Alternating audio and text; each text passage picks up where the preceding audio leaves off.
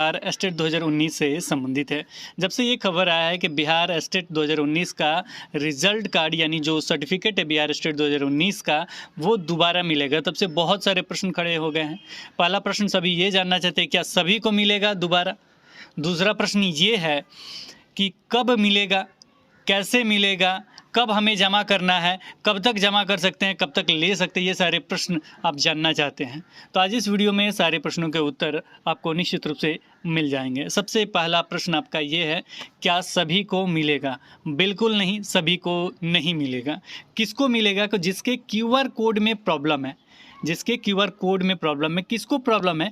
कि जिन अभ्यर्थियों ने दोनों पेपर यानी पेपर 1 भी दिया है, जिन्होंने पेपर 2 भी दिया है, दोनों का एग्ज़ाम उन्होंने दिया है, वो दोनों में भाग लिया था, उनमें से यदि किसी भी अभ्यर्थी का रिजल्ट कार्ड में जो अंकित क्यूआर कोड है, क्यूआर कोड, अब क्यूआर कोड क्या होता है? तो यहाँ पे देखिएगा, ये है आपका क्यूआर कोड। तो जब इसको स्कैन करते हैं, स्कैन कैसे करेंगे? तो देखिए पेटीएम वगैरह से भी कर सकते हैं, लेकिन हम पेटीएम वगैरह का जिक्र इसलिए नहीं करते हैं कि कुछ और स्कैन हो जाएगा, पेमेंट वगैरह हो जाएगा, तो आप जानते हैं हम ही को कोसिएगा। इसलिए हम कहते हैं कि एक एप्लीकेशन आपको डिस्क्रिप्शन बॉक्स में दे रहे हैं लिंक, वहाँ से क्लिक करके इंस्टॉल कर लीजिएगा। फिर ये जो आपका सर्टिफिकेट है उसको क्या कीजिएगा, प्रिंट आउट रहेगा ही जो मिला हुआ है वो नीचे रख लीजिएगा, और जो ऐप है उसको खोलिएगा। खोलने के बाद वो क्या होता है, कैमरा ऑन हो जाता है, उससे स्कैन होता है। स्कैन करने के बाद डिटेल्स आपके शो होते हैं, तो ये सारे डिटेल्स उसमें आएंगे। अगर ये सही है, पेपर 1 वगैरह सारा चीज़ सही कर रहा है, सही दिखा रहा है, तो कोई दिक्कत नहीं है।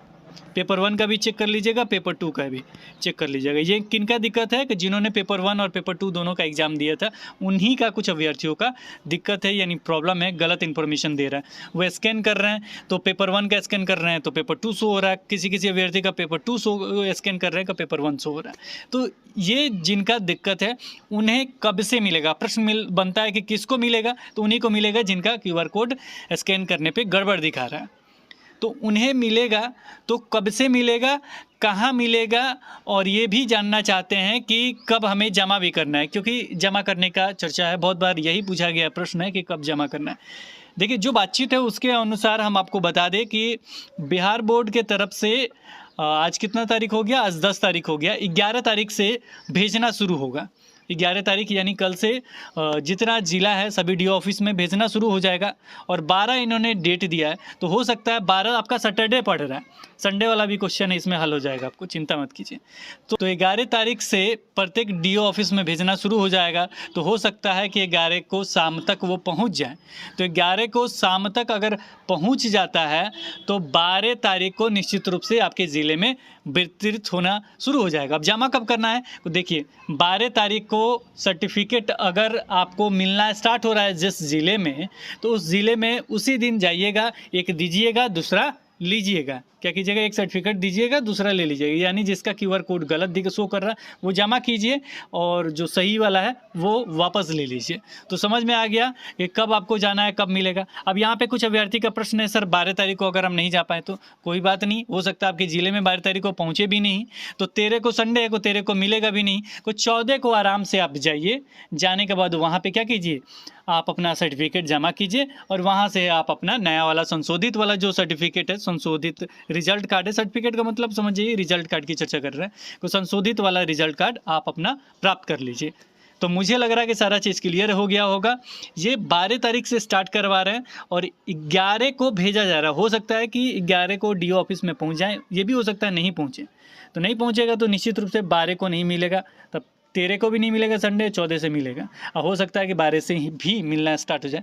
तो आराम से जाइए, एक दीजिएगा, जो पहले से उठा के रखे हैं वो दे दीजिएगा, जो गलत है आपका क्यूआर कोड जिसमें वो जमा कर दीजिएगा, और नया वाला वापस ले लीजिएगा।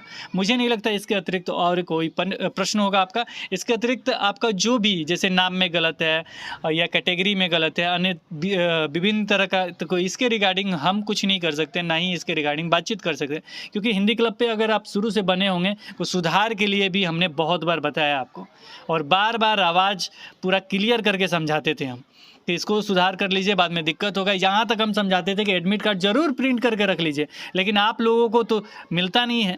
ना कीजिएगा आप लोग काम, ना देखिएगा, नहीं देखिएगा तो वही भुगतिए। अब इसके बाद यहाँ पे मुझे लग रहा है कि जो भी चीज़ें था सर्टिफिकेट से संबंधित, वो सर्टिफिकेट वाला मामला आपका समाप्त हो गया। क्लियर हो गया, सर्टिफिकेट अब आपको मिल रहा है। अब यहाँ बहाली की चर्चा होगी। बाबू एक चीज़ क्लियर समझिए, सभी से रिक्वेस्ट है हाथ जोड़ के, मतलब क्या कुछ करवाइएगा आप ही जानते हैं, कि प्लीज़ नोटिफिकेशन निकालने के लिए आप लोग एकजुट होकर कार्य कीजिए। नोटिफिकेशन निकल जाएगा, मामला कोर्ट में है। अब बताइए कोई भी ऐसा काम है, NIS DLED वाला मामला कहाँ गया था? कोर्ट में गया था। कितनों भगदड़ हुआ, कोर्ट वाला मामला दिया, उसके बाद ही आपका सारा चीज़ क्लियर हुआ था, ये पता है ना आपको।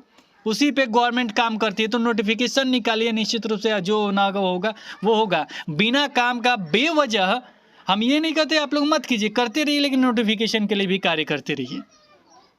अगर एकजुट होकर नोटिफिकेशन के लिए आप लोग कार्य किए होते तो निश्चित रूप से बहाली प्रक्रिया स्टार्ट हो जाता है। अगर जैसे सर्टिफिकेट वाला मामला, ये सारी चीज़ मतलब एक अलग मैटर है, इसके लिए हो सकता है कार्य, लेकिन अगर आप चाहेंगे कि हम लोग निकलवा देंगे तो ये आसान काम नहीं है नोटिफिकेशन निकालना, क्योंकि आप जानते हैं प्रत्येक दिन का कुछ ना कुछ सैलरी आपका जा रहा है।